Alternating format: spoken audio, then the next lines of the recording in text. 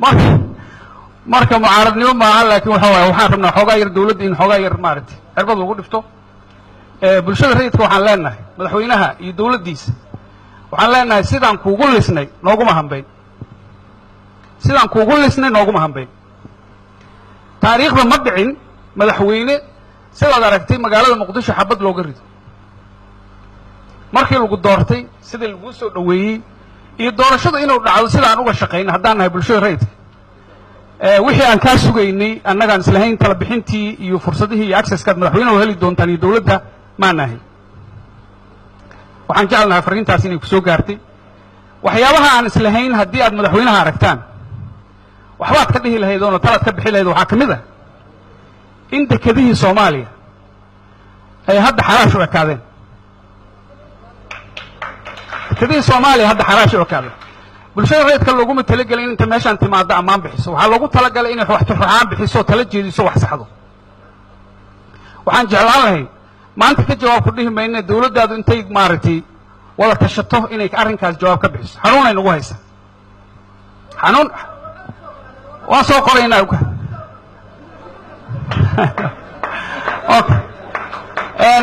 waxyaabahan jeclaan lahay waxaa ka mid ah haddii dhaqaalaha soomaaliya dal shisheeye gacanta loo geliyo haddii dhaqaalaha soomaaliya dal shisheeye gacanta loo geliyo ama shirkado shisheeye gacanta loo geliyo amniga dalkana waa saamaynaysaa dhaqaalaha dalkana waa saamaynaysaa annaguna waxaan aaminsannahay inaan nahay dadkii ehel ku ahaa inay ka hadlaan waxaan aaminsannahay inaan nahay dadkii ehel ku ahaa inay ka hadlaan haddaan maanta ka aamusnana waxay ku haraysaa dhibaatadu waxay ku haraysaa generationka dambe ee soo socda waxaa ka mid ah hawadii soomaaliya in maaragtay canada inta loo tago laleeyahay sidii dal maaragtay sovereigntigii laga haysto dal sovereigntigii laga haysto in la leeyahay war bahasheena nagu soo wareejiyan soo baryayn meeshii waxay ahayd presidential degree inta la soo saaro la yidhaahdo laga bilaabo maanta wixii ka dambeeyda UN ku gacanta kuma haynayso laba waa in la kala caddeeyaa waddanku ma trusteeship ku jiraa waddanku ma trusteeship ku jiraa mase waddanku waa waddan xora oo madax bannaan waxaan sugaynay markaan leenahay madaxweyne saan kugu hilinin ooguma hambayn waxaan sugaynay go'aamo cadcad oo aan isleenahay waddankaanay hore u dhaqaajinayaan maaragtay ayaan sugaynay maxaa kalifay in maalin kasta wasiir tago sheekh shariif markii cabdullaahi yuusuf yimid ayaa la bilaabay in ontario la aado sheekh shariifaa ku xigay waa tageen sanad kasta waxaa nalagu madadaalinaya waxaa la lahaa maaragtay waxaa noo imaanaya maaragtay hawadeenniyaan la soo wareegayna laba container oo soo dhuntay oo aeroboortka timidaan nalagu haystaan maqlayn warkaasu nama qabto waxaa ka mid ah qodob saddexaadaan ku daray wax badan haynaa waxaan leenahay xoogaa muqadiman madaxweynaha usii siinaynaa laakiin isagaan xafiiskiisa ugu geynayna ayagoo qoraala iyo ayagoo sharxaad intaba waxaan ku daraynaa waxyaabahan suuqa ka maqlayna waxaa ka mid ah in xitaa baasboorka soomaaliya macnaha shirkadaha ajnabigu ay profit ka qaataan oo laba shirkadooda midna masar joogto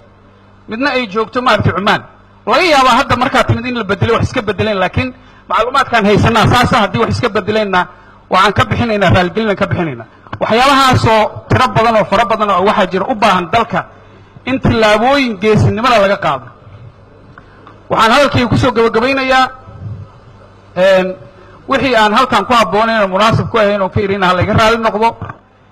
anugu mas-uuliyad shaksiga kuma hadlayo waxaan ka hadlaya mas-uuliyad ummadeed waana qasab markaas inaad waxa dhabtaa ka hadashid waxaan leenahay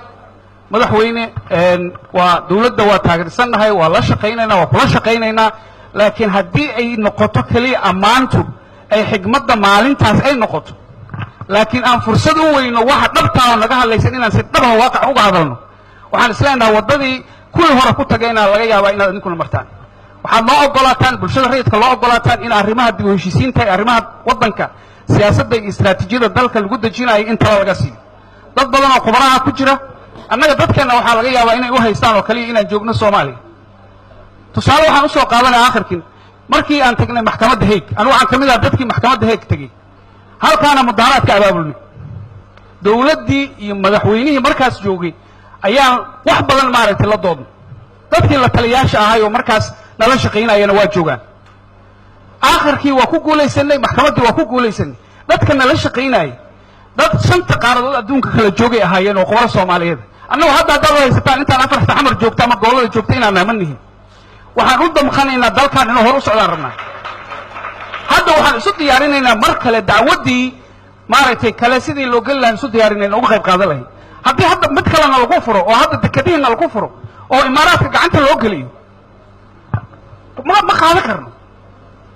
ma la qaadan karo madaxweyne haddii dadka waxaan isleeyahay xoogaa madaxda la soo dhaweeya laakiin aniga waxaan aaminsanahay markaan madaxweynaha runta u sheego waa marka aan u hiilinayo madaxweynaha dowladda markaan runta u sheego waa markaan dowladda u hiilinayo sababtoo haddii marxaladiisu ay noqoto marxaladda soomaaliya ay guulaysato asagaa taarikhda galaya laakiin haddaan hadalkeennu isugu soo haro inaan is ammaano kaliya oo hadalkeennu ammaan kaliya isugu soo haro aniga waxaan is leenaha wixii dhabtaa cid ka hadlaysa lama arko marka raalli ha layga hadlo waa mahadsanti